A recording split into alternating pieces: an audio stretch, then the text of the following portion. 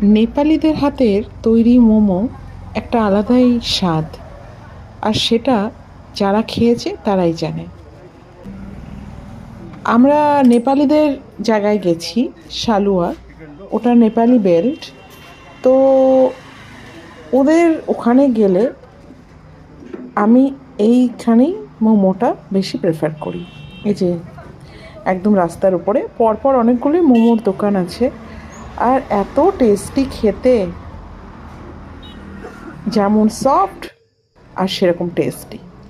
ডোনা মোমো খাচ্ছে আর স্যুপ খাচ্ছে, শালুয়া special momo and soup. কেমন খেতে? টেস্টি।